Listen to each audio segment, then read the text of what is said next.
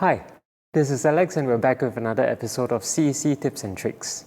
In this series, we answer some frequently asked questions that we get from our customers from around the region. This week's question comes from one of our customers in Malaysia and they're asking for tips on maximizing efficiency when working with multiple card sheet printers. This particular customer has been using Ricoh's printers for many years and has multiple card sheet devices in his lineup. One key advantage of digital printing is the quick turnaround time, therefore, efficiency is key. Whenever a large job comes in, his operator would divide the job equally between each printer so as to shorten the production time. However, as the specifications of each printer is different, what happens is that the fastest printer would finish printing first, causing a need to wait for the slowest printer to finish its prints.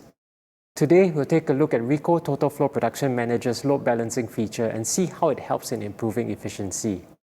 What this does is that in addition to splitting a job between multiple printers, it also takes into account the print speeds of each printer to make sure that we get the utmost efficiency. Let's see how we'll set this up in Production Manager. In the Operation panel, we'll first set up the print speeds for each of our printers. This can be found by going into Properties in the Advanced tab. With that done, we'll then create a printer pool with all the printers that we want to use. We'll be selecting 3 of our card sheet printers to add into this printer pool. The next thing that we'll want to set up is a load balancing workflow. Under Workflows, we'll create a new workflow and name it accordingly. For the requested printer, we'll select the printer pool that we created earlier. We'll then go to Editor and drag and drop the processes into the workflow. We'll add in an approval step in the preparation phase so that jobs are approved before being printed. With this done, let's try out our load balancing workflow. Confirm that the paper name is the same on each machine and then we'll submit a job.